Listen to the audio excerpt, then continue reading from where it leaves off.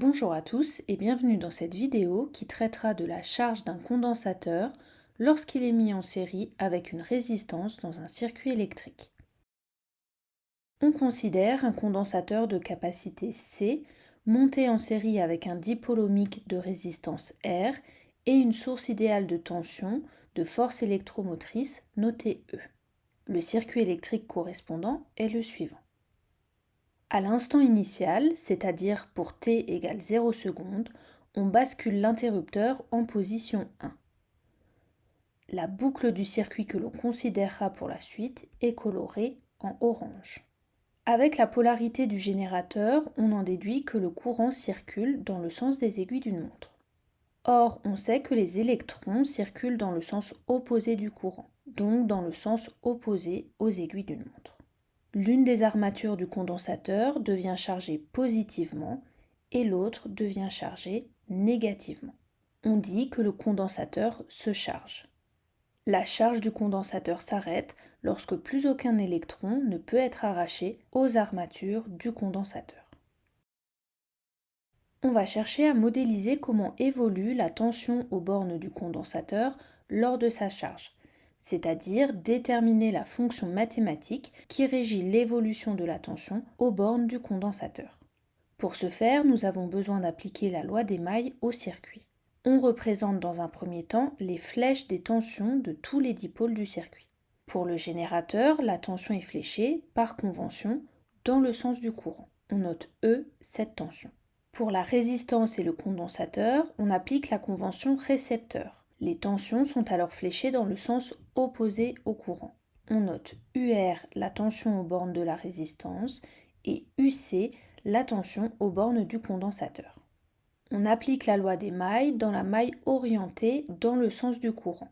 D'après la loi des mailles, la somme des tensions fléchées dans le sens du courant est égale à la somme des tensions fléchées dans le sens opposé. On obtient alors la loi des mailles, E est égal à UR plus UC.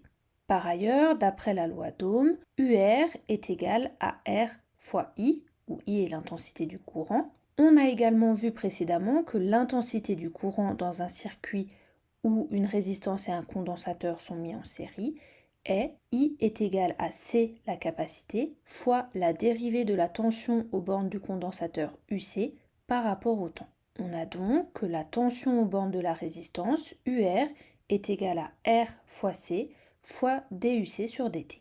En remplaçant UR dans l'expression de la loi des mailles, on trouve donc l'équation différentielle suivante, R fois C fois la dérivée de UC par rapport au temps, plus UC égale à E.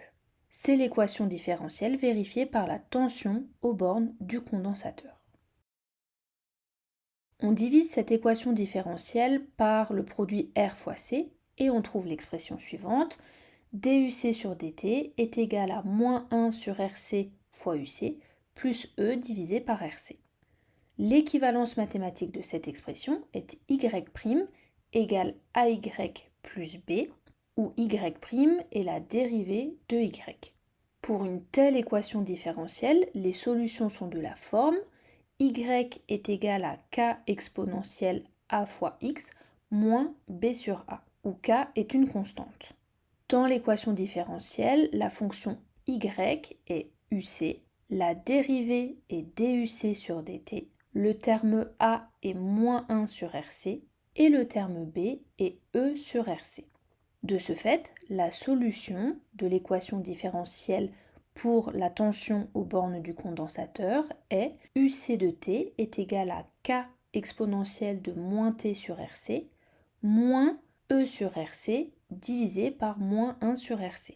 Attention, je vous rappelle qu'en physique, la variable est le temps et non x comme en mathématiques. C'est pour cela que l'on retrouve T dans le terme en exponentielle. En simplifiant cette expression de UC, il vient UC de T est égal à K exponentielle de moins T sur RC plus E. Nous avons ici une infinité de solutions, il nous faut donc déterminer la constante K. Pour ce faire, on utilise les conditions initiales. On a dit précédemment que avant que l'on bascule l'interrupteur en position 1, le condensateur est déchargé. Ainsi, la tension aux bornes du condensateur est nulle pour T égale à 0. Par ailleurs, en remplaçant t par 0 dans l'expression que l'on vient de trouver de UC, on a UC de t égale à 0 qui est égal à k exponentielle de moins 0 sur RC plus E. L'exponentielle de 0 étant égale à 1, on a donc que UC de t égale à 0 est égal à k plus E. On trouve donc que k égale à moins E, et la solution de l'équation différentielle est alors UC de t est égal à moins E fois exponentielle de moins t sur RC plus E, que l'on simplifie de la manière suivante. UC de t est égal à E facteur de 1 moins exponentielle de moins t sur RC. Cette fonction mathématique représente l'évolution de la tension aux bornes du condensateur lors de sa charge. Le graphique ici représente l'allure de la courbe correspondant à la fonction mathématique trouvée précédemment. On constate l'existence d'un régime variable, ou appelé également régime transitoire, où la tension varie au cours du temps, suivi d'un régime permanent, où elle peut être considérée comme constante. Le temps caractéristique d'évolution du circuit, noté τ, aussi appelé constante de temps du circuit, est défini comme τ est égal à R fois C. τ s'exprime en secondes, C est la capacité du condensateur en farad et R est la résistance en ohms. Cette relation est à connaître.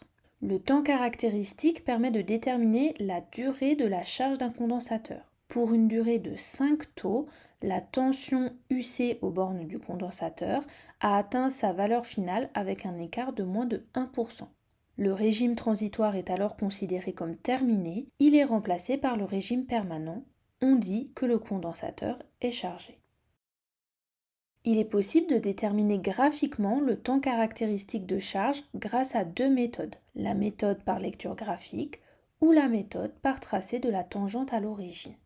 On peut montrer que la tension UC aux bornes du condensateur atteint 63% de sa limite E lorsque petit t égale à τ, soit UC de t égale à τ égale à 0,63 fois E. Sur le graphique, on se place à 0,63 fois E sur l'axe des ordonnées et on cherche l'antécédent pour obtenir τ, le temps caractéristique. Pour la méthode de la tangente, on trace la tangente à la courbe à la date t égale 0. À l'intersection entre l'asymptote horizontale de la courbe en rouge et la tangente à l'origine que l'on vient de tracer, on cherche l'antécédent qui nous donne le temps caractéristique τ. On remarque que l'on retrouve le même τ que précédemment qui correspond bien à 0,63 E. Pour finir, résumons les notions qu'il est important de retenir. Vous devez être capable d'établir l'équation différentielle vérifiée par la tension aux bornes du condensateur UC. Vous devez être capable de résoudre cette équation différentielle afin d'exprimer la tension aux bornes du condensateur UC. Il est nécessaire de retenir la définition du temps caractéristique et la formule qui permet de le calculer. Enfin, vous devez être capable d'appliquer les méthodes de détermination du temps caractéristique lors de la charge du condensateur.